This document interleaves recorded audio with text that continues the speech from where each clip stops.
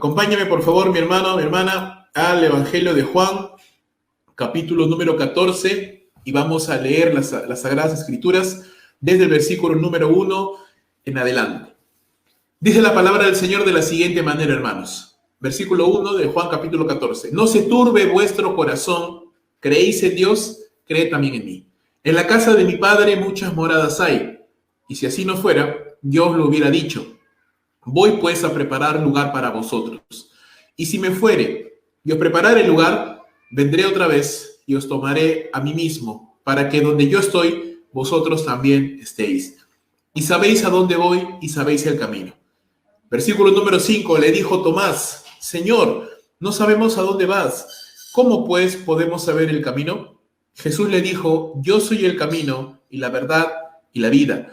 Nadie viene al Padre sino por mí. Si me conocieseis, también a mi Padre conoceríais, y desde ahora conocéis y le habéis visto. Versículo 8, Felipe le dijo: Señor, muéstranos al Padre y nos basta. Jesús le dijo: ¿Tanto tiempo hace que estoy con vosotros y no me has conocido, Felipe? El que me ha visto a mí, ha visto al Padre. ¿Cómo pues dices tú, muéstranos al Padre? ¿No crees que yo soy en el Padre y el Padre en mí?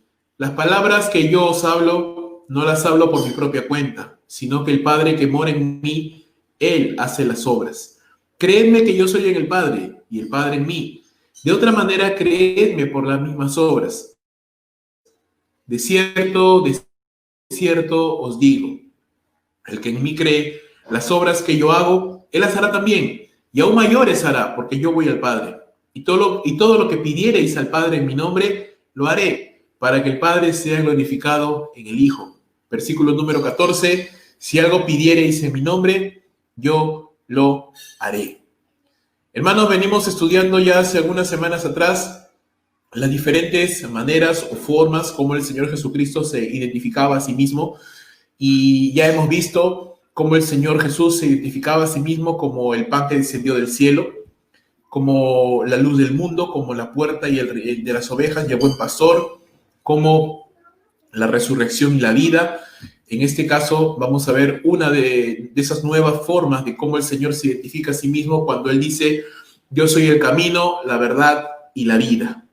Y esto nos está dado en un contexto de desánimo, en un contexto de crisis, de gran tribulación que los discípulos están pasando. Así que y por eso hemos decidido llamar a este sermón Cobra Ánimo. Porque, hermanos, la mejor manera como usted y yo podemos encontrar ánimo en cualquier circunstancia de nuestra vida es cuando recordamos quién es el Señor.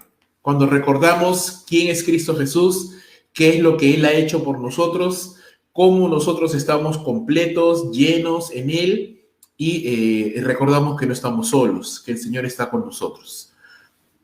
Si pudiéramos, hermanos, queridos, si pudiéramos de alguna manera resumir, si pudiéramos de alguna manera condensar lo que estos primeros 14 versículos que acabamos de leer, pudiéramos decir lo siguiente: cobramos ánimo cuando vemos la vida no a la luz de las circunstancias presentes y momentáneas, sino cuando vemos la vida con perspectiva.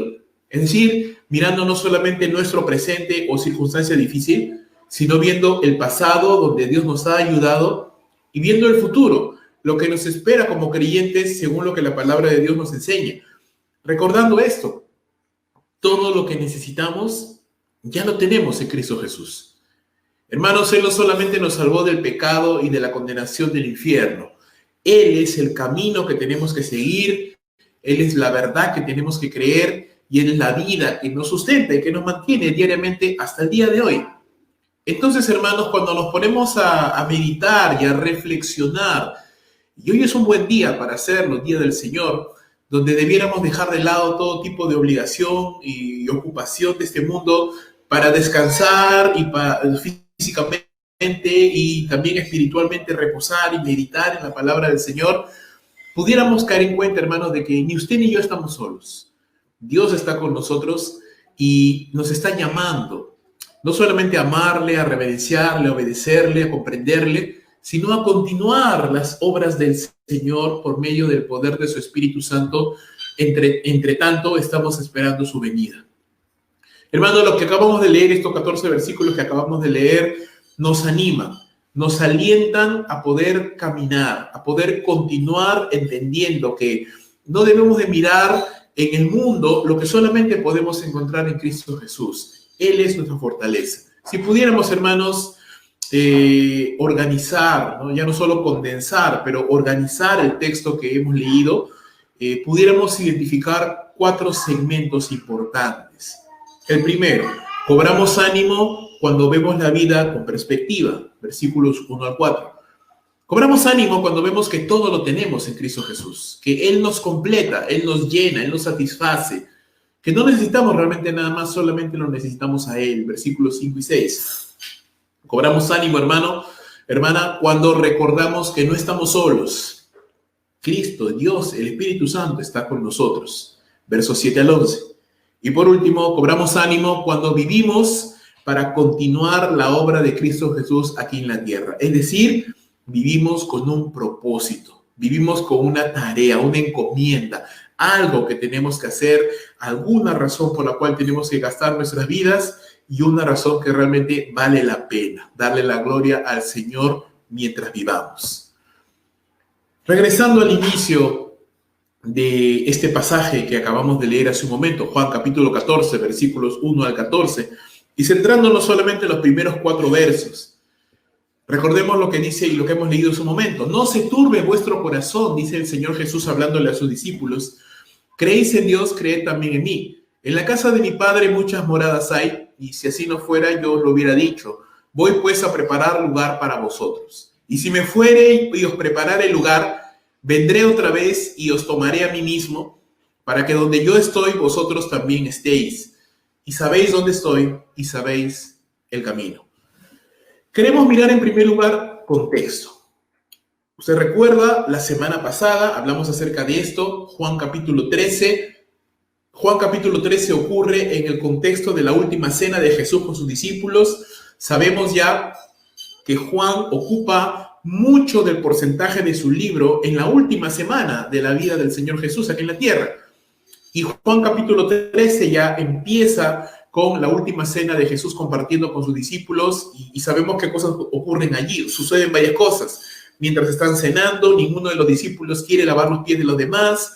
Empiezan a discutir más bien entre ellos quién ha de ser el mayor cuando venga el reino de Jesús. Ellos estaban esperando un reino político, un Mesías vencedor que destruiría el imperio romano y elevaría nuevamente a Israel a la gloria que tuvo cuando David y Salomón reinaban. Y sin embargo, eso no era lo que el Señor Jesús estaba trayendo a la tierra. Así que el Señor Jesús, al ver que estos discípulos no tenían esta humildad, esta disposición de servir, lo que Él hizo fue levantarse y empezar a lavar Él los pies de sus discípulos. Vimos cómo Pedro trata de negarse, luego entiende, tiene ahí unas palabras con el Señor y recapacita y reflexiona acerca de su actitud. Vemos también cómo en medio de la cena el Señor se conmueve en espíritu y declara que alguien le iba a traicionar. Todos los discípulos empiezan a alborotarse y empiezan a pensar, ¿quién será? ¿Quién será? ¿Seré yo? Empiezan cada uno a preguntarle hasta que llega el turno de Judas Iscariote y él le pregunta al maestro, ¿seré yo? Y Jesús le dice, ¿tú lo has dicho? Y subimos y vimos que estaba muy cerca para que los demás no lo entendieran, no lo vieran. Pedro de pronto, que estaba un poco más lejos del Señor, le hace señas a Juan, que estaba muy cerca a Jesús, para que le pregunte quién es el que le va a traicionar. Y Jesús dice, el que moja la mano conmigo en el plato, ese es el que me ha de traicionar. Y le da el pan mojado a Judas, lo cual vimos la semana pasada que era un acto de respeto, un acto de cortesía en el mundo oriental bíblico. Y Jesús le dice a Judas, una vez que este hombre tomó el pan y Satanás entró en su corazón, lo que vas a hacerlo, hazlo más pronto. Judas se va de ese lugar y Jesús se queda con sus discípulos solamente y empieza a compartir este mandamiento de amarse los unos a los otros y ese es el contexto, ¿cierto? Y antes de salir para ya ir rumbo al monte de los olivos, al huerto de Getsemaní, donde Cristo ha de orar, esta oración tan conocida porque derrama lágrimas y sudor con sangre, Jesús anuncia también que Pedro le ha de traicionar, que Pedro le ha de negar 3 veces. ¿No? Y vimos la gran diferencia entre Judas y Pedro. Entonces, ¿cuál es el contexto, hermanos? El contexto es que las cosas en este instante no pintan nada bien para los discípulos humanamente hablando. ¿Por qué? Porque su Señor, su Maestro, de pronto está ya muy cerca a morir. Esa misma noche, mientras él estaba orando allí en Getsemaní, esa misma noche el Señor sería arrestado y sería llevado a la casa del sumo sacerdote, golpeado, vituperado, humillado, para ser crucificado al día siguiente. Entonces, el Señor Jesús estaba ya muy pronto a morir, faltaban horas nada más para que muera. Uno de sus discípulos lo había traicionado y eso traería dolor al grupo de los discípulos. Judas Iscariote lo vendió a su maestro por 30 piezas de plata. No solo esto, sino que Pedro, el gran, el principal de los discípulos, aquel que siempre daba la voz de mando, el que siempre se ponía adelante, el que siempre tenía la iniciativa, el que caminó sobre las aguas, Pedro también lo iba a negar 3 veces al maestro. Juan capítulo 6 ya nos decía que muchos que seguían al Señor, de pronto a raíz de las demandas de Jesús, dejaron de seguirle. Así que, humanamente hablando, había muchos motivos para desanimarse, para sentirse mal, para perder el aliento, para perder el ánimo. Entonces, entendiendo este contexto, se entiende mejor lo que Jesús les dice a sus discípulos. No se turbe vuestro corazón. No se desaliente su corazón, no caigan derrotados por el desánimo, por el desaliento, por la tristeza. Porque, hermanos, cuando caemos en el desaliento, caemos en el desánimo, caemos en la tristeza, perdemos el vigor espiritual, perdemos la perspectiva, perdemos el ánimo, perdemos el gozo de servir al Señor. Ya las cosas nos saben mal, ya las cosas nos saben simplemente gravosas, ya todo es oscuro, todo es color gris y perdemos el ánimo de la vida, perdemos esa risa, ese optimismo que debe de caracterizar a todos los creyentes en Cristo Jesús. Jesús dice a sus discípulos, no se desalienten, no se desanimen, no se turbe vuestro corazón, es decir, no caiga en un estado de tempestad, su corazón debe estar calmo, tranquilo, apaciguado, esperando en el Señor, pero la turbación significa la agitación de las aguas, el estrés, la ansiedad, la angustia, la inquietud. Con esas cosas llenan nuestro corazón. Definitivamente, aún nuestro rostro se ve diferente. Aún nuestra actitud es diferente, hermanos. El desaliento. En algún momento podemos sentirnos cansados físicamente.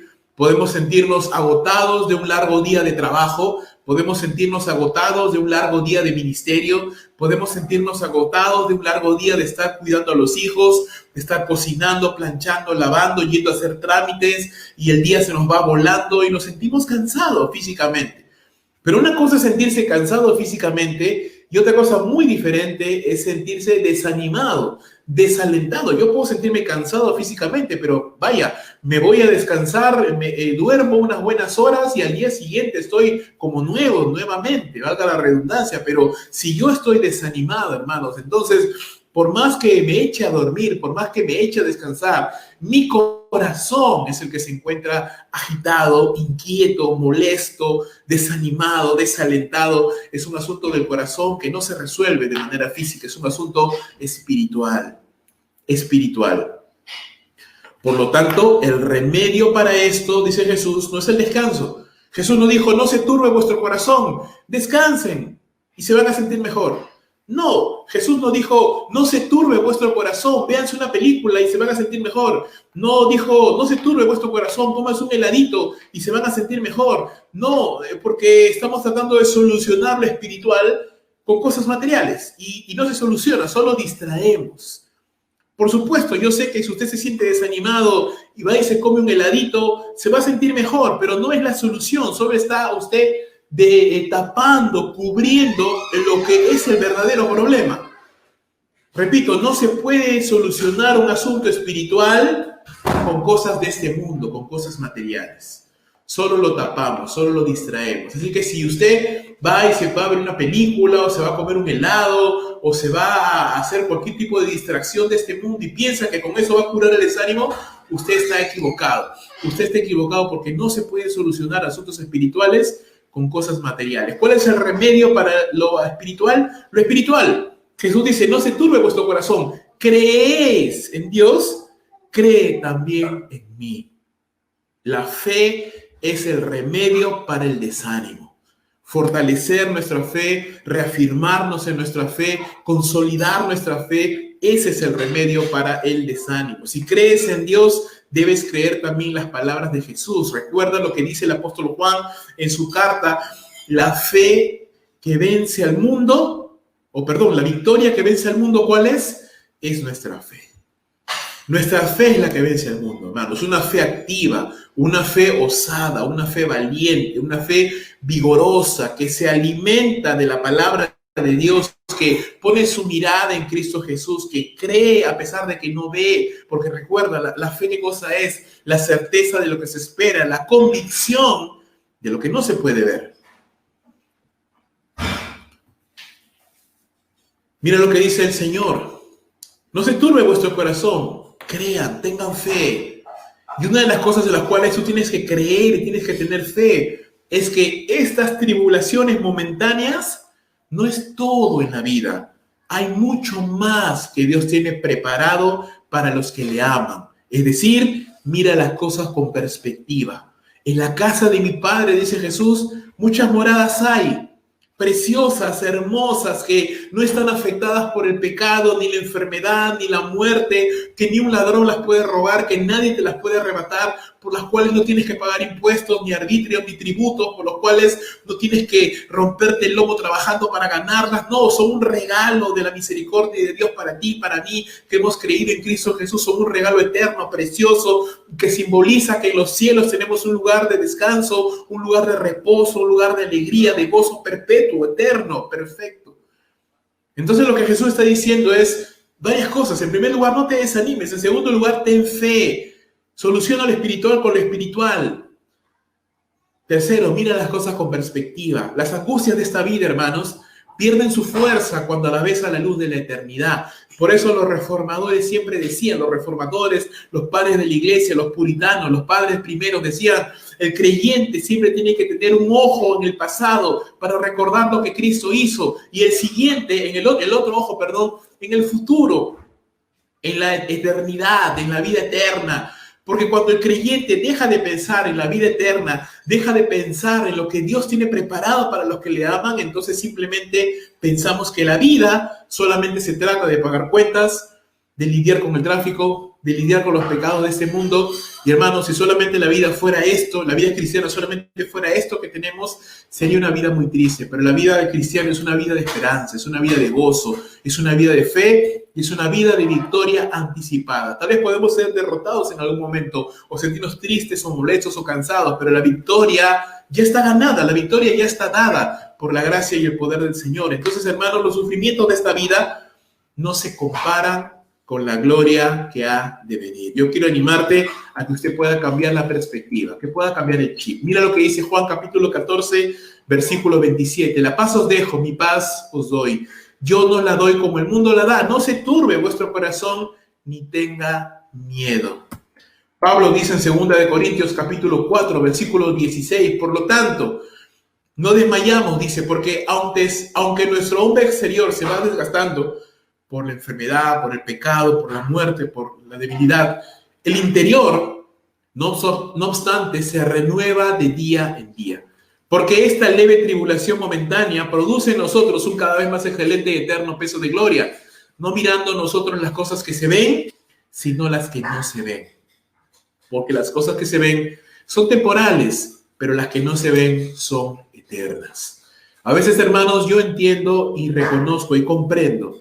Nos angustiamos, nos desesperamos, perdemos el ánimo, porque tal vez vemos que no nos alcanza el dinero, porque tal vez vemos que un familiar está enfermo y no se recupera, porque tal vez vemos que no hay perspectivas de trabajo a largo plazo, porque tal vez vemos que la cosa está dura y hay dificultad, porque de pronto vemos que estamos tanto tiempo separados sin poder servir, sin poder como lo hacíamos antes o congregar como lo hacíamos antes, y vamos perdiendo el ánimo, nos vamos enfriando, nos vamos concentrando solamente en el modo supervivencia, ¿no? Solo conseguir para comer y tratar de no enfermarme. Pero, hermanos, aquí es donde usted y yo tenemos que ejercitar dominio propio, es decir, esto no es todo para la vida, la pandemia no es permanente, Dios es eterno.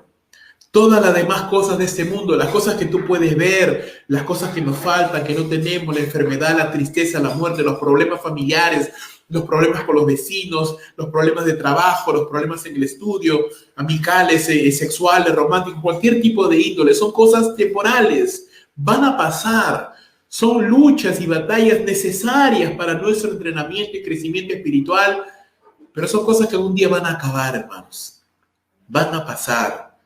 Ya no vamos a pelear con eso siempre. Las cosas que no se ven, dice la Escritura, son eternas. La fe, el amor y todas las cosas que nos enseña la palabra del Señor. Mira, Romanos capítulo 8, verso 18, dice, pues tengo por cierto, dice Pablo, que las aflicciones del tiempo presente no son comparables con la gloria venidera que en nosotros ha de manifestarse. Porque dice Juan en su primera epístola, seremos tal como Él es. Y aquel que tiene esa esperanza, dice Juan, se purifica a sí mismo, se anima a sí mismo, se levanta a sí mismo. Hermanos, esta vida no es todo lo que nos espera. Hay una vida mucho mejor, una vida llena de gozo, de alegría, de gozo perpetuo. Hay moradas celestiales preciosas, hermosas, preparadas por Dios para sus hijos, donde moraremos con Dios. Dice el libro de Apocalipsis que Dios mismo hará tabernáculo con su pueblo y Él será su Dios, nosotros seremos su pueblo. Él enjugará toda lágrima, dice, porque en los cielos no hay lugar para la tristeza, no hay lugar para la depresión, no hay lugar para la angustia, no hay lugar para el pecado, no hay lugar para la enfermedad, no hay lugar para la debilidad, no hay lugar para la muerte. Entonces, mi hermano, tal vez usted está pasando un momento difícil en este momento, y sí, es completamente válido, pero déjame decirle, hermano, y déjame animarle en esta mañana, no es para siempre. En algún momento eso va a terminar, aquí en esta vida, y aún más, la gloria le espera en la eternidad. Cobramos ánimo, hermanos, cuando vemos la vida con perspectiva. El Señor Jesús promete a sus discípulos, hay una morada celestial que el Señor preparará para sus hijos.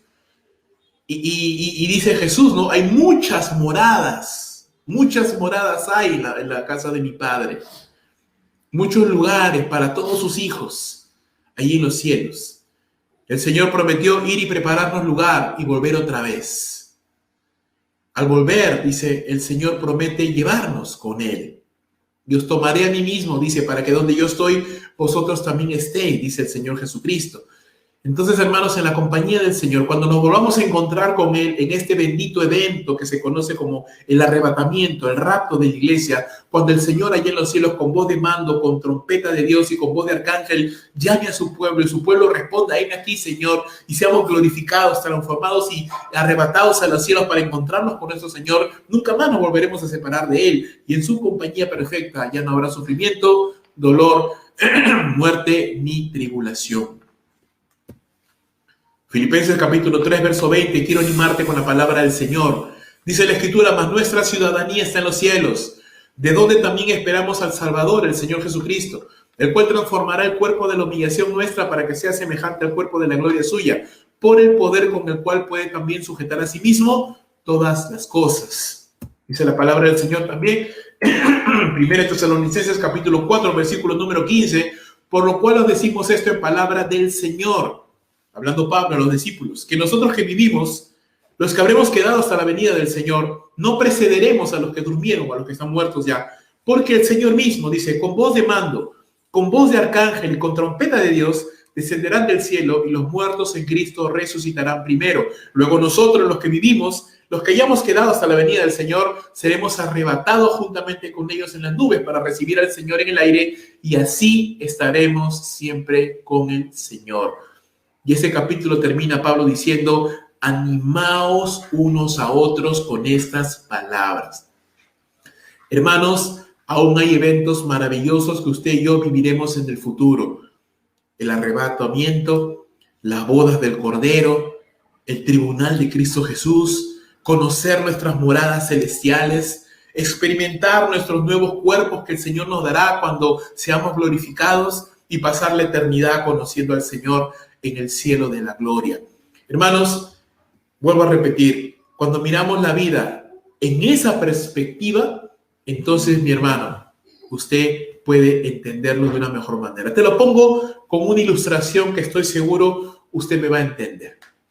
Cuando una pareja joven se casa y va a tener su primer hijo, o su segundo hijo, como fuera, uno se siente emocionado, uno se siente alegre. Y cuando ya se va acercando el tiempo del alumbramiento, de dar a luz, vamos preparando el ambiente donde vamos a recibir a nuestro pequeño o pequeña. Y lo hacemos con alegría, vamos preparando su ropita, sus pañales, sus implementos de aseo, su cuna, o no sé cómo, algunos duermen junto con el bebé, otros lo ponen en una cuna, otros hacen un cuartito especial para el bebé, y lo decoramos y lo preparamos y esperamos con tantas ansias porque preparamos, queremos recibir a esta criatura que es motivo de gozo y de alegría. Si usted se siente así, hermano, ¿cómo no se sentirá nuestro Señor preparando morada para cada uno de sus hijos? Preparando un lugar especial para que cuando usted llegue, usted diga, wow, esto es lo que Dios estaba preparando para mí. Y cuando usted puede ver todo lo que Dios está haciendo para usted en los cielos, usted ni siquiera va a recordar todas las dificultades o vicisitudes que usted tuvo que enfrentar en esta vida. Mucha gente dice, sí, yo sé, pastor, y gracias por animarme, pero yo también quiero paz en este momento, en este tiempo. Yo también quiero bendición ahora, no solamente cuando me vaya a los cielos. Hermano, déjame decirte una cosa. La palabra de Dios nos promete aflicción en esta tierra porque vivimos en un mundo caído. Vivimos en un mundo, hermanos, que está sujeto al pecado, donde pecamos y donde otros pecan. No vivimos en un mundo perfecto, vivimos en un mundo caído, que a pesar de todas las cosas está sostenido por el Señor. Entonces, hermano, usted tiene que entender que parte de la vida es experimentar aflicción en este tiempo. Y Dios lo permite así, para que por medio de la aflicción usted y yo podamos crecer, madurar, depender de Dios, entender, crecer. Pero por supuesto que no es la voluntad del Señor que todo el tiempo vivamos en aflicción, en angustia. Hay momentos de paz, hay momentos de alegría, hay momentos de bendición. Tenemos que buscar al Señor, tenemos que obedecer su palabra. Y la Biblia promete bendición cuando obedecemos la palabra del Señor. La Biblia promete bendición cuando nosotros estamos caminando en integridad. Dice la Escritura, no quitará el bien a los que andan en integridad. Dice la Escritura que aquel que haya dejado padre o madre, casas, hijo o hija por causa del Evangelio recibirá 100 veces más de eso y la vida eterna. Dice la Escritura que cualquier que haya dado a una persona un vaso de agua por ser discípulo del Señor recibirá recompensa. Entonces, mi amado hermano, esta vida no la puedes ver como un valle de lágrimas. Algunos dicen que esta vida es un valle de lágrimas, ¿no? Yo no estoy de acuerdo con esto. Algunos piensan que esta vida es una fiesta, es un carnaval. Y yo tampoco estoy de acuerdo con esto. Yo creo, hermanos, que esta vida es un mosaico. Es un mosaico. Es una secuencia, un conjunto de momentos hermosos, momentos tristes, momentos difíciles, victorias, batallas, derrotas, momentos de angustia, momentos de gran alegría. Hay muchas cosas y Dios permite que podamos experimentar toda una gama de experiencias y tenemos que estar preparados para todo, pero siempre mantener una postura optimista. Aún lo más hermoso que vivamos en esta tierra, hermanos, no se compara con las grandes maravillas que Dios tiene para usted y para mí más adelante. Entonces termino con esta sección, termino con esta reflexión. Encontramos ánimo, hermano, cuando vemos las cosas en perspectiva, a la luz de lo que Cristo ha hecho y hará por nosotros en la vida venidera. Lo que vivimos ahora, hermano, no es todo, ni lo único que vamos a ver. Maravillosas cosas que ojo no vio, ni oído yo, son las que Dios ha preparado para los que le aman allá en los cielos. Seguimos el relato y vamos a los versos 5 y 6 y vamos a ver que también cobramos ánimo cuando vemos que en Cristo Jesús, hermanos, usted y yo tenemos todo lo que necesitamos. Ante estas palabras de Jesús, le dijo Tomás, Señor, no sabemos a dónde vas, ¿cómo pues podemos saber el camino? Jesús le dijo, yo soy el camino y la verdad y la vida. Nadie viene al Padre si no es por mí.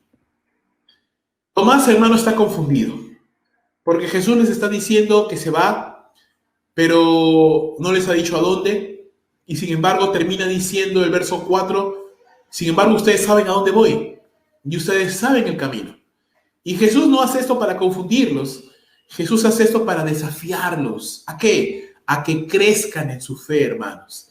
Y qué hermoso es esto. Yo recuerdo cuando mi hija pequeña, la mayor, Vania, estaba recién aprendiendo a dejar de gatear y estaba empezando a querer dar sus primeros pasos. Recuerdo que una de las veces nosotros siempre la agarrábamos, ¿no? Para que camine, pero en algún momento yo la soltaba para que ella empiece a caminar y ella se sentía segura cuando yo la agarraba, pero cuando yo la soltaba un momento, yo no me había ido, yo estaba ahí detrás de ella, estaba cerca a ella para reaccionar en cualquier momento si se cayera y no se golpeara, pero ella se sentía asustada porque de pronto papá ya no la estaba sosteniendo y comenzó a trastabillar y comenzó a intentar caminar y bueno, se caía las primeras veces hasta que llegó un momento en el cual empezó a caminar sola y se sintió alegre por esto.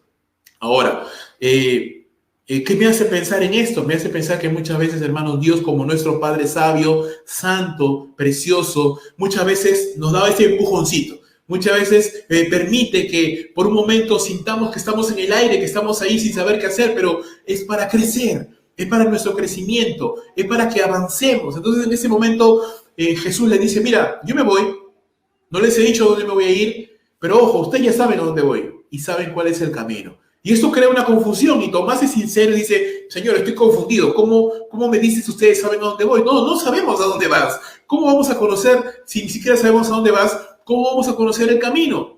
¿No? Y es una confusión válida y Jesús no lo reprende por esto porque no lo entiende, aún no lo comprende, ¿no? Y Jesús era bastante paciente, hermano, con sus discípulos. A pesar de que eran hombres adultos, no entendían muchas cosas. No comprendían y Jesús tenía que repetirles una y otra vez y somos así, no entendemos y necesitamos que nos expliquen, necesitamos que nos lo vuelvan a decir una y otra vez y ellos eran así también y Jesús les dice entonces, si conocen el camino, porque todo lo que ustedes han necesitado todo el tiempo ha estado junto con ustedes, yo mismo, ¿no? Jesús, hermano, les muestra que lo que ellos necesitaban siempre había estado con ellos, Jesús, él mismo. Y aquí nos muestra una paradoja, una contradicción aparente. Jesús va a ser llevado en pocas horas por los oficiales romanos, sin embargo, Él es el camino. Jesús va a ser acusado con mentiras, sin embargo, Él sigue siendo la verdad. Jesús pronto va a morir en una cruz y aún así, Él sigue siendo la vida, el camino, la verdad y la vida. No solo esto, sino que Jesús declara en este momento la exclusividad de la fe bíblica cristiana. Nadie viene al Padre si no es a través de Jesús. No es que Jesús es un camino para llegar a Dios. No, Él es el camino, el único camino para llegar al Padre. No hay otro, no existe otra manera de poder llegar a Dios. Ni por las propias fuerzas, ni por la religión, ni por un santo, ni por María, ni por nadie. No existe camino alguno para poder acceder a Dios que no sea a través de Cristo Jesús. Él es el camino, hermano. Por ende, hay que seguirlo. Él es la verdad. Por ende, hay que creer en sus palabras. Él es la vida. Por ende, hay que buscarlo y descansar en Él. Hermanos, eso nos hace reflexionar en algo muy importante. Usted y yo, cuando buscamos satisfacer nuestras vidas en otra cosa que no sea Cristo Jesús, deambulamos. Deambulamos, hermanos, perdemos. Porque Jesús dijo, yo he venido para que tengan vida y la tengan en abundancia. No es el dinero el que nos da la abundancia, no es una casa la que nos da la abundancia, no es una mujer la que nos da la satisfacción, no es el sexo el que nos da la satisfacción, no es los hijos, ni un carro, ni viajes, ni nada lo que nos da la satisfacción. Cuando uno dice, estoy cansado de estar encerrado, ya no quiero saber nada de esto, quiero irme, quiero desaparecer, o cuánto daría por estar en una playa, lo único que estamos diciendo es que no hemos aprendido a contentarnos en Dios.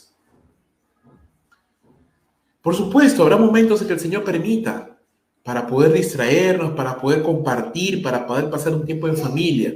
Y son regalos de la misericordia de Dios que Él nos da para que podamos disfrutarlos. Pero realmente el foco no está en estas cosas, sino es la satisfacción que solo podemos encontrar en Cristo Jesús. Pablo lo dijo de una manera muy interesante. Estoy acostumbrado, dice Pablo, a tener de todo, a padecer, a disfrutar de abundancia, pero también a padecer necesidad. Estoy acostumbrado a tener mucho dinero y también estoy acostumbrado a no tener nada. Todo lo puedo, dice Pablo, en Cristo que me fortalece. Encontramos la abundancia, encontramos satisfacción, encontramos bendición en Cristo Jesús. Él es el que nos llena y Él es el que nos satisface. Mira lo que dice la palabra del Señor en Hechos capítulo 4, versículo 11 y 12. Pedro enseña, este Jesús es la piedra reprobada por vosotros los edificadores, la cual ha venido a ser cabeza del ángulo. Y en ninguno otro hay salvación, porque no hay otro nombre bajo el cielo dado a los hombres en el que podamos ser salvos, en el que podamos ser santos y en el que podamos encontrar plenitud de vida, solo en Jesucristo. Colosenses capítulo 2, versículo 8 al 10. Mirad que nadie os engañe por medio de filosofías y huecas sutilezas, según las tradiciones de los hombres, conforme a los rudimentos del mundo y no según Cristo. Porque en Él, en Cristo, dice, habita corporalmente toda la plenitud de la deidad y vosotros estáis completos en Él, que es la cabeza de todo principado y potestad. Lo que enseña Pablo, hermanos, a los creyentes es que nosotros estamos completos en Él. Tenemos satisfacción plena en Él. No necesitamos nada más aparte de Cristo. Y esto es algo revolucionario para nuestra vida, porque este sistema consumista, este sistema mercantilista, este sistema moderno, ¿qué te hace pensar? Tú necesitas un celular más grande, tú necesitas un televisor más grande, tú necesitas salir de viaje, tú necesitas una tarjeta de crédito, tú necesitas un carro más grande, tú necesitas un departamento más grande, tú necesitas tener una casa más preciosa, tú necesitas una mejor mujer, más guapa, más joven, tú necesitas tener más hijos, tú necesitas tener más dinero, tú necesitas tener mejor ropa. El mundo, el consumismo siempre te enseña que tú nunca vas a estar satisfecho, que siempre necesitas algo más. Pero hermanos, eso no enseña la palabra de Dios. Lo que la palabra de Dios enseña es que, si bien es cierto, Dios nos da todas las cosas en abundancia para que las disfrutemos, realmente es para disfrutarlos, no para sentirnos completos. El único que nos puede completar es Cristo Jesús. Es más, ya lo ha hecho. Estamos completos en Él. Él nos ha salvado, Él nos ha restaurado, Él nos ha llenado de su palabra, de su poder, de su Espíritu Santo. Él nos ha sentado en los lugares celestiales con el Padre. Él nos ha bendecido con toda bendición espiritual en los lugares celestes. Él es la cabeza y nosotros estamos unidos a Él. Él es la vid y nosotros somos los pámpanos. Y mientras estemos unidos a Él, esa rica savia espiritual nos alimenta, nos fortalece. Entonces, hermanos, unidos a Cristo, estamos completos. Encontramos ánimo entonces, hermanos, cuando entendemos que todo lo que necesitamos ya lo tenemos en Cristo Jesús. En Él estamos completos, plenos, salvos y vamos rumbo a la perfección y a la gloria. Por supuesto, en algún momento de nuestras vidas podemos tener deseos, podemos tener algunas inquietudes, quisiéramos tal vez darles algo mejor a nuestros hijos, quisiéramos tener tal vez un mejor trabajo, comprarnos una ropita. Y no está mal pedirle a Dios, Señor, ayúdame por favor para proveer para mi familia, ayúdame por favor para dar para tu obra, ayúdame, Señor, para poder crecer profesionalmente, para poder dar un buen testimonio de un creyente que está creciendo en la vida, que no se queda, que no se conforma, que no es conformista, sino que está avanzando. Pero ayúdame a no encontrar o no buscar plenitud en esas cosas, porque al final, mis amados hermanos, todas esas cosas son pasajeras. Son cosas que Dios en su misericordia nos da para disfrutarlas, para compartirlas con la familia, para compartirlas con los hermanos, para ponerlos al servicio del Señor en su obra, pero no son cosas que nos definen. Jesús enseñó claramente en los evangelios, porque la vida del hombre no consiste en la abundancia de los bienes que posee, sino en dónde está su confianza. Y nuestra confianza, hermanos, debe estar en el Señor. Y podamos decir, como decía Job, Jehová dio, Jehová quitó, sea el nombre de Jehová bendito, porque en Él esperamos. Continuamos el relato y ahora avanzamos al versículo 7 al 11, y aprendemos aquí dos cosas. Ya hemos visto dos cosas. En primer lugar, que cobramos ánimo cuando vemos la vida con otra perspectiva, la perspectiva de la eternidad, y cuando entendemos que Cristo nos completa, que lo tenemos todo en Cristo Jesús. Y ahora vamos a aprender que cobramos ánimo cuando recordamos que no estamos solos. Usted no está solo, hermano. Dios está con usted. Versículo 7 al 11. Jesús dice, si me conocierais, también a mi Padre conoceríais. Y desde ahora le conocéis y la habéis visto, dice. Felipe le dijo, Señor, muéstranos al Padre y nos basta. Jesús le dijo, tanto tiempo que estoy con vosotros y no me has conocido, Felipe. El que me ha visto a mí, ha visto al Padre. ¿Cómo pues dices tú, muéstranos al Padre? ¿No creéis que yo soy en el Padre y el Padre en mí? Las palabras que yo os hablo no las hablo por mi propia cuenta, sino que el Padre que mora en mí, Él hace las obras. Creedme que yo soy en el Padre y el Padre en mí. De otra manera, creedme por las mismas obras. Jesús una vez más desafía a sus discípulos a que avancen un poquito más. Ya les ha desafiado para hacerles entender que Él es el único camino al Padre. Ahora les desafía un poquito más y les dice, ustedes ya conocen al Padre. Y no solo le conocen, lo han visto. Y eso plantea una paradoja en la mente de los apóstoles. ¿Por qué? Porque la Biblia enseña en el Antiguo Testamento, Éxodo 33:20, no me verá hombre y vivirá, dijo el Padre, dijo Jehová. Y entonces es lógico que los discípulos estén confundidos y Felipe es ahora que les clama y le dice, pero Señor, no hemos visto al Padre. ¿Quién lo ha visto? Nadie de la tierra lo ha visto. Pero si lo puedes mostrarlo, muéstranoslo y estaremos satisfechos. Entonces, en la mente de los apóstoles, ellos consideraban que caminar con Jesús era bueno, que aprender de Jesús era algo bueno, que creer en Jesús era algo importante, interesante, bueno para sus vidas, pero en la mente de ellos esperaban algo más. Ellos decían, no, tiene que haber algo más. Alguna experiencia, tal vez mística, una bendición más grande, tal vez algo sobrenatural que venga a nuestras vidas y seremos felices con esto. Y hermanos, muchas veces esperamos esto, vivimos en la vida y no enfocamos en los procesos, sino decimos, no, el día que Dios me bendiga, el día que Dios me muestre la idónea, el día que Dios me dé un trabajo espectacular, el día que Dios me haga millonario, el día que Dios haga esto y haga lo otro, y esperamos ese momento y perdemos de vista el viaje, no estamos mirando en los pequeños detalles, no nos damos cuenta que Dios no solamente obra en los grandes milagros, sino Dios obra día a día, hermano. A veces en lo invisible, a veces en lo cotidiano, a veces, hermano, Dios quiere utilizarte o Dios quiere enseñarte algo mientras le cambias pañales a tu hijo, mientras cocinas, mientras tienes que dormir tarde porque estás planchando la ropa de tu esposo. Y tú dirás, pero ¿cómo Dios va a moverse en estas cosas? No, yo quiero cosas grandes, maravillosas, pero no nos damos cuenta, hermanos, que Dios muchas veces habla y nos enseña en lo cotidiano, en lo común. Y a veces porque es común, lo despreciamos, no lo tomamos en cuenta. Pero hermanos, Felipe hizo lo que muchas veces nosotros hacemos, ¿no? Señor, ya todo lindo contigo, pero muéstranos algo poderoso, muéstranos algo sobrenatural y nos sentiremos tranquilos. Y Jesús le dije, no. Anímense, en otras palabras, anímense. Van a haber cosas gloriosas en el cielo, maravillosas, sobrenaturales. Pero no se queden mirando el futuro, no se queden mirando solamente, sí, algún día vamos a ir a la gloria, algún día vamos a ver la eternidad, algún día vamos a ir al cielo, algún día voy a ir a mi mansión celestial, y sí, algún día estará allí y simplemente no hacemos nada, nos cruzamos de brazos y esperamos que la eternidad llegue, ¿no? No. Vean aquí, ahora, aquí, en el hoy. ¿Qué estás haciendo hoy? Tu futuro ya está asegurado, hermano, pero ¿qué estás haciendo hoy? ¿Estás viviendo simplemente como un alma en pena esperando que el Señor venga? ¿O estás esforzándote o estás animándote por disfrutar y por vivir cada día, hermano, esta vida que el Señor nos ha dado? ¿Estás disfrutando tu familia? ¿Estás disfrutando tus hijos? Una de las cosas que siempre hablo con mi esposa es, amor, le digo, queremos disfrutar a nuestras hijas.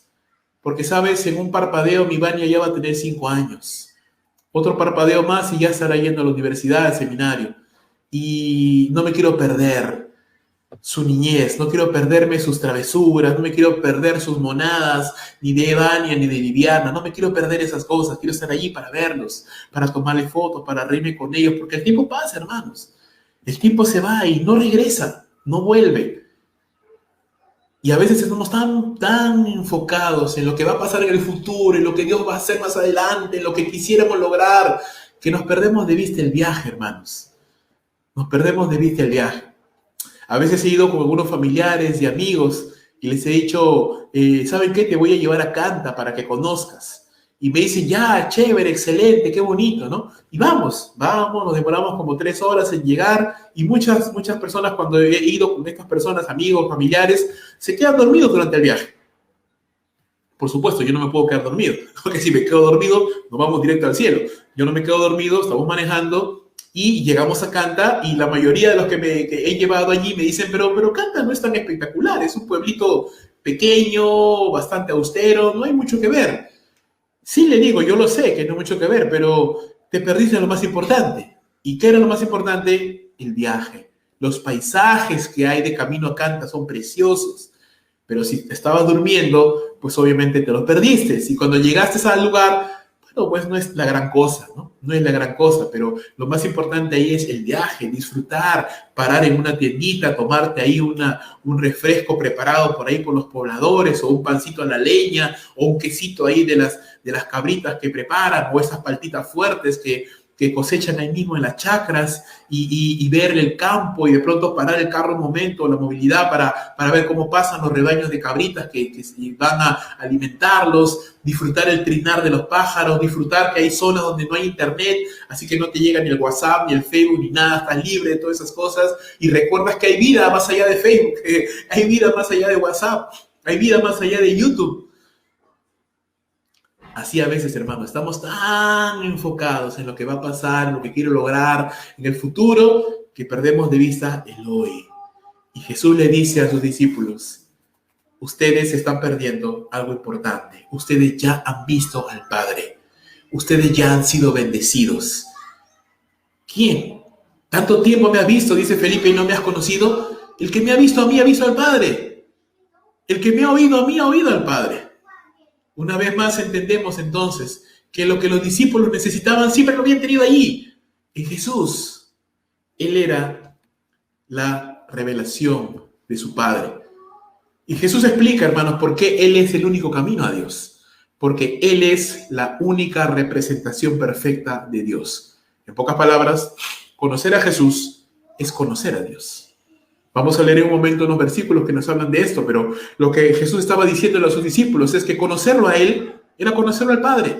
Ver el amor de Jesús era ver el amor del Padre. Ver a Jesús obrar era ver al Padre obrar.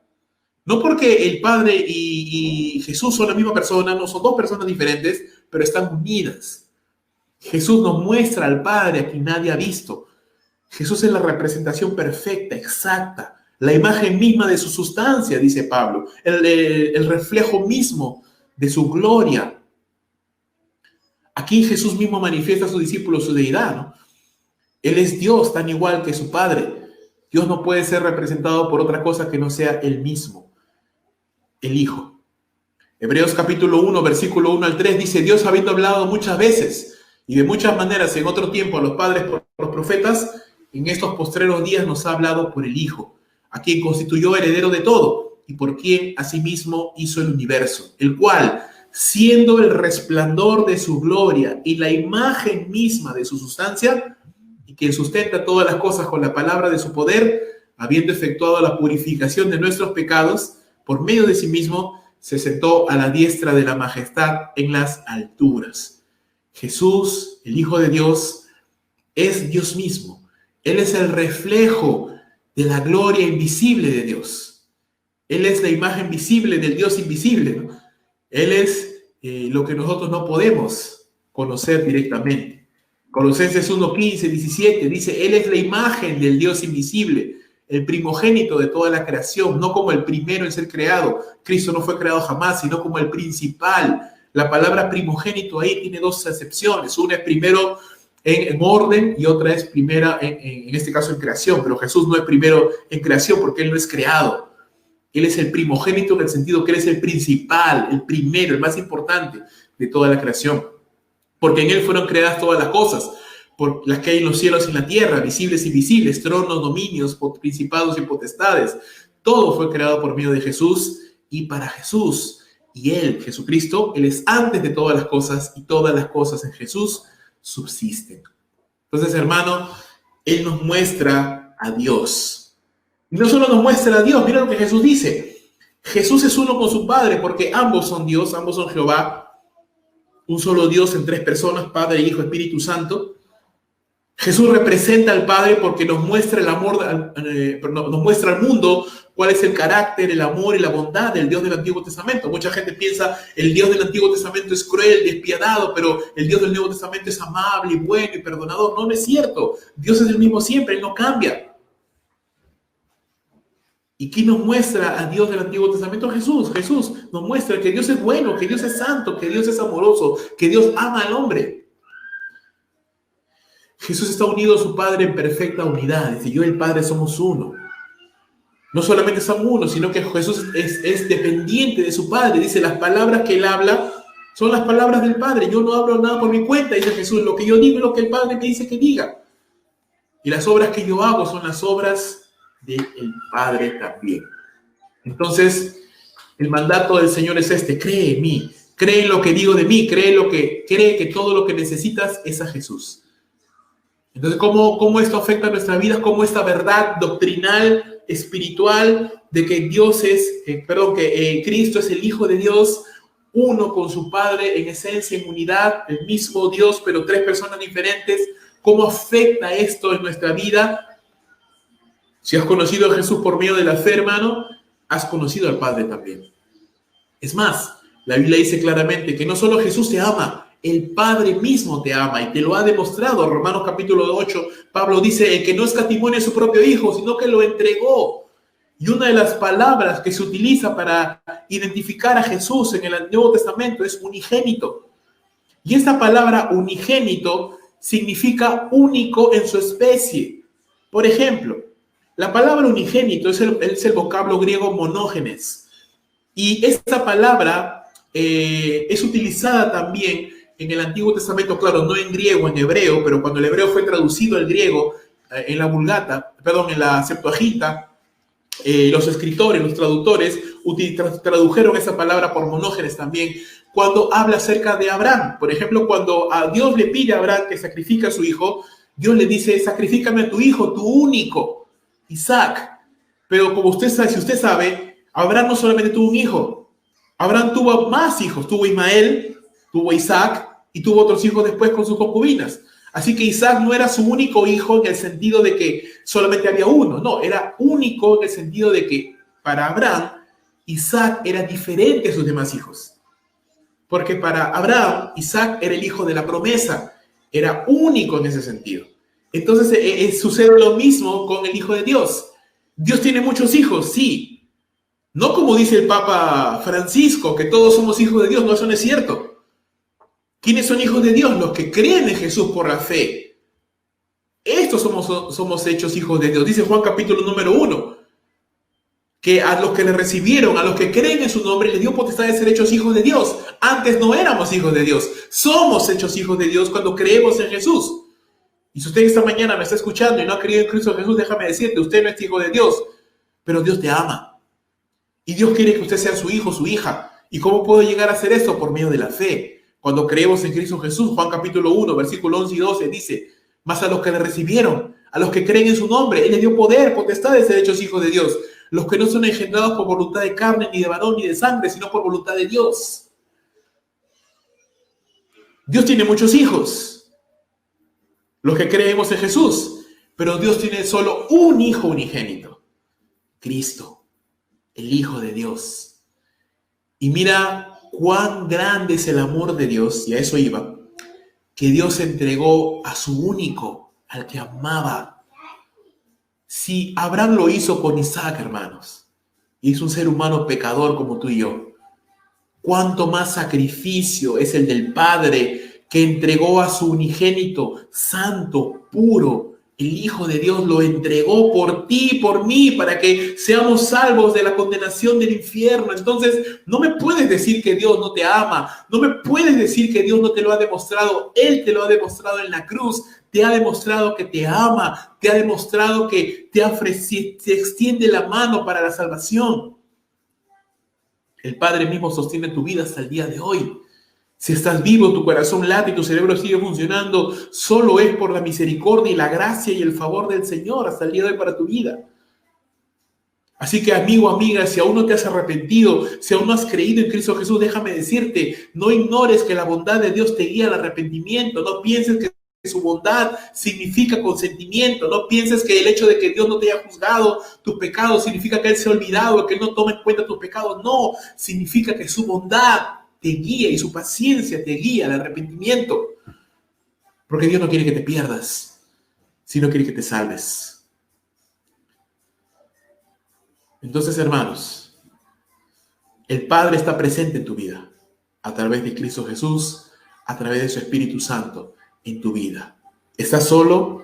¿Estás sola? Es una sensación, nada más. La verdad incontrovertible de la palabra de Dios es que ni tú ni yo estamos solos. Dios está con nosotros, Él nos ama, Él nos creó, Él nos sostiene hasta el día de hoy. Dios no es un Dios alejado de su creación, es un Dios inmanente, presente en su creación, preocupado por su creación, que ama a su creación, que extiende cada mañana su misericordia sobre su creación, que hace salir el sol sobre justos e injustos, que cada día sostiene tu vida, te da aliento, le da fuerza a tu corazón para que lata, da energía a tus neuronas para que funcionen, sostiene cada átomo de tu ser. No me puedes decir, hermano, que Dios no te quiere, te ha abandonado o te ha dejado solo. No es cierto. No es cierto. Dios está contigo. Entonces, encontramos ánimo cuando recordamos que no estamos solos. Dios está con nosotros y lo ha demostrado en sus obras y palabras. Jesús dijo, si me has visto a mí, has visto al Padre. Si crees en mí, crees en el Padre. Y el Padre te ama. El Padre te sostiene y el Padre te ha demostrado su amor al entregar a su único Hijo para nuestra salvación. Por último, versos 12 y 14. Hermanos, cobramos ánimo cuando vivimos para continuar la obra de Jesús, cuando vivimos con un propósito, cuando vivimos con un destino, cuando vivimos con una encomienda, con una tarea. Mira lo que dice el Evangelio de Juan, capítulo 14, versículos 12 al 14. De cierto os digo, el que cree en mí o el que en mí cree, las obras que yo hago, él las hará también, y aún mayores hará, porque yo voy al Padre, y todo lo que pidiereis al Padre en mi nombre, lo haré, para que el Padre sea glorificado en el Hijo. Si algo pidiereis en mi nombre, dice Jesús, yo lo haré. Aquí vemos, hermanos, que Jesús declara 3 promesas para los discípulos que creen en Él. Y aquí la fe es importante, ¿sí? Recuerda que ya habíamos mencionado al inicio, las siguientes horas para la vida de los discípulos van a ser cruciales. Y sabemos ya por el testimonio bíblico que no solo Judas lo traicionó, sino que Pedro lo negó y que todos los demás discípulos corrieron cuando Jesús fue apresado. Y cuando Jesús estaba siendo golpeado y ahí en la casa del sumo sacerdote, pues todos estaban dispersos. Y cuando Cristo fue crucificado, algunos miraban de lejos, pero los discípulos prácticamente se habían alejado de miedo, por miedo. Sin embargo, Jesús les está animando para que tengan fe, para que recuerden sus palabras. Y son palabras para nosotros también de ánimo. ¿Cuál es la promesa? ¿Cuáles son las promesas? El que cree en Cristo Jesús, y ese es el detonante, es el gatillo, el catalizador que hace que estas bendiciones se puedan aplicar a nuestras vidas. El que cree en Cristo Jesús, 3 cosas van a pasar con esa persona. En primer lugar, las obras que Cristo hace, las hará también esa persona. 2, aún mayores obras que Cristo hará, y mayores en alcance, no tanto necesariamente mayores en poder o en espectacularidad, ¿sí? ¿A qué me refiero? Imagina, por ejemplo, el día de Pentecostés. En un solo día, bajo la predicación de Pedro, se convirtieron más personas que en todo el ministerio de Jesús. El ministerio de Jesús básicamente fue un ministerio reducido a Israel. Y cuando terminó la vida terrenal de Jesús, él solamente tenía unos cuantos discípulos.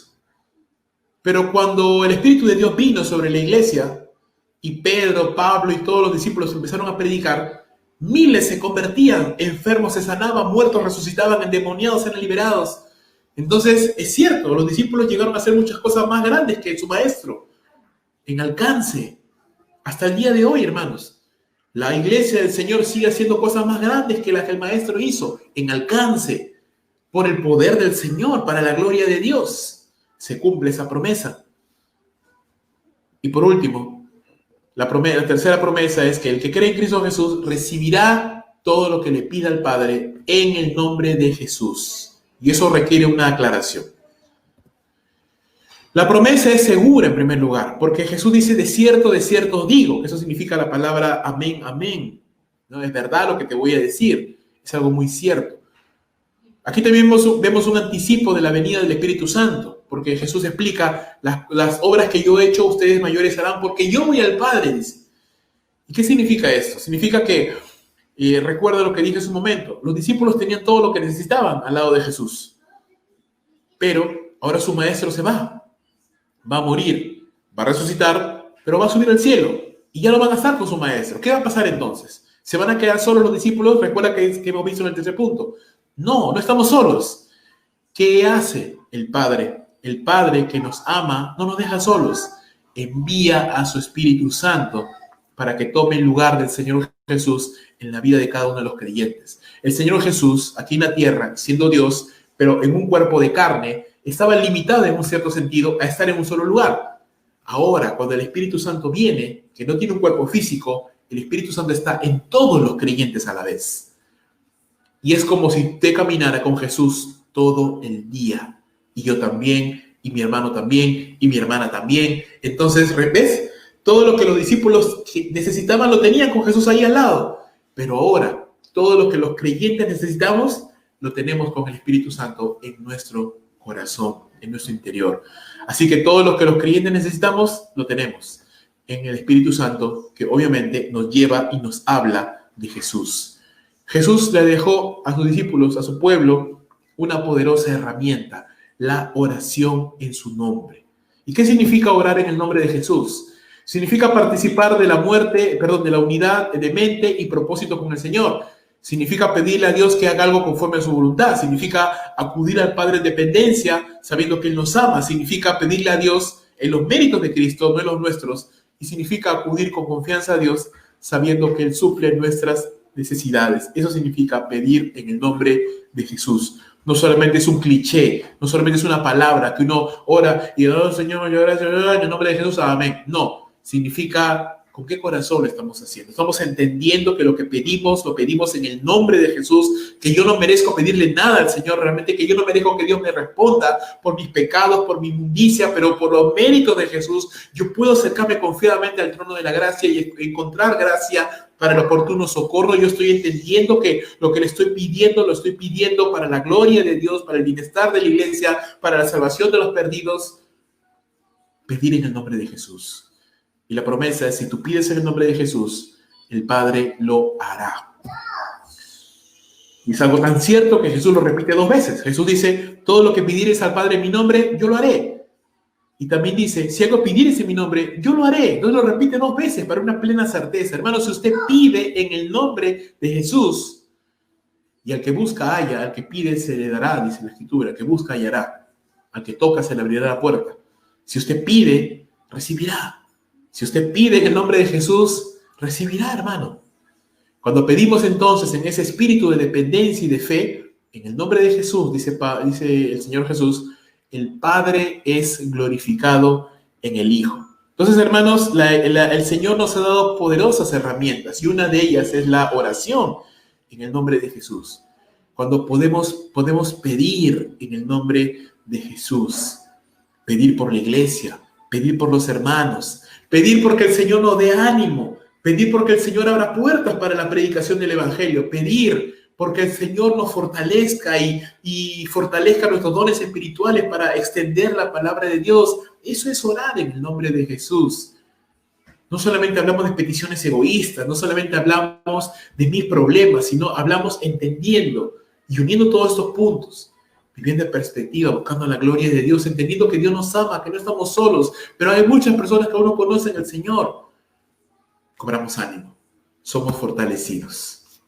Importante entonces, encontramos ánimo cuando recordamos que tenemos una misión en esta tierra, continuar las obras de Cristo. Qué precioso es que cuando el Señor Jesús se fue, sus obras continuaron, ¿sí? La obra de evangelización, la obra de discipulado, la obra de hacer maravillas continuó.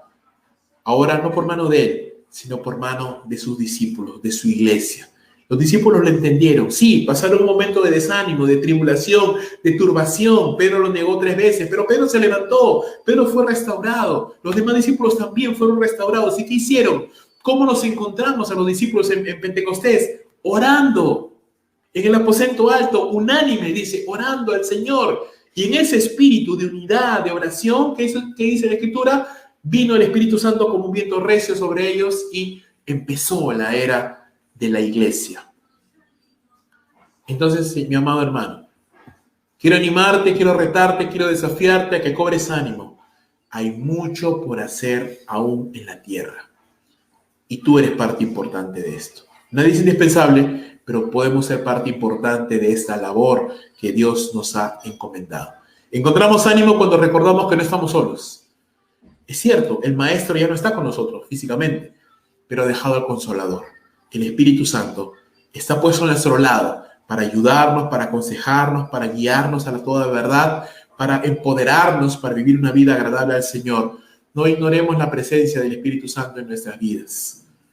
No vemos en la palabra de Dios a los creyentes orar al Espíritu Santo, ¿no? Siempre vemos que cuando el creyente ora, ora al Padre, en el nombre del Hijo, por el Espíritu Santo. No oramos al Espíritu Santo, pero sí tenemos que ser conscientes de su presencia. Ser sensibles a su voz, por medio de escuchar la palabra de Dios. Orar, vivir en santidad, procurar vivir en santidad para no apagar al Espíritu de Dios, para no entristecerlo. Encontramos ánimo cuando oramos a Dios en el nombre de Jesús y tenemos la certeza de que lo que le pedimos en su nombre, Él nos lo va a dar. Y encontramos ánimo cuando recordamos que vivimos para glorificar a Dios en esta tierra. Entonces, hermanos, si usted se percata, lo que estamos llevando a decir en este momento es que la vida del creyente va mucho más allá de simplemente las necesidades momentáneas y a veces hasta egoístas que tenemos. Jesús no vino solamente para satisfacer nuestras necesidades. Jesús vino a darnos una vida nueva, una misión nueva, una encomienda. En tanto que Él está preparando morada para nosotros, aquí tenemos que trabajar. Aquí tenemos que llevar adelante la obra de Dios, la palabra de Dios, para que muchos más puedan conocer el Evangelio.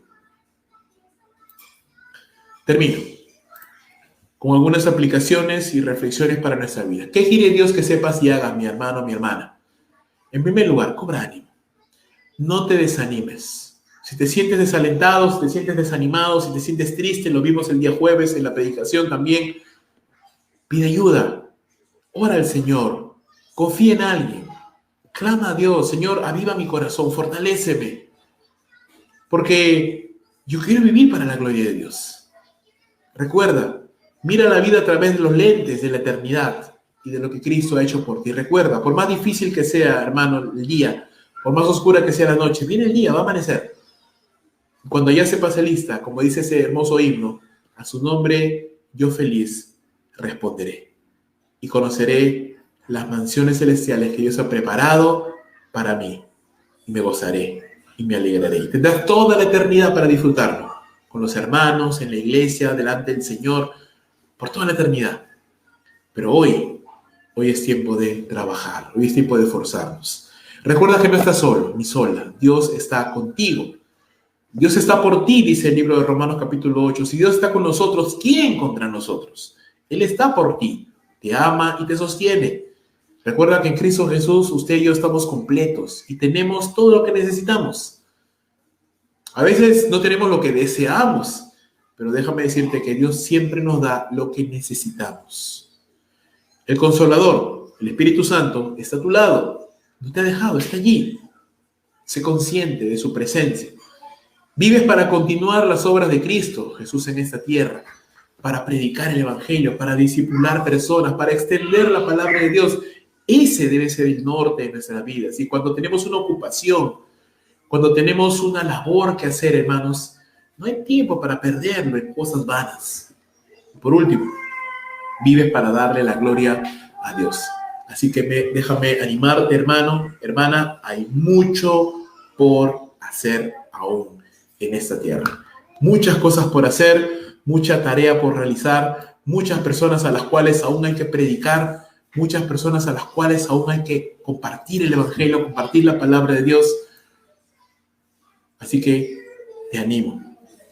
Levántese, mi hermano, mi hermana. Cobre ánimo en el Señor. Dios está contigo. Está a la distancia de una oración de ti. Él te quiere bendecir.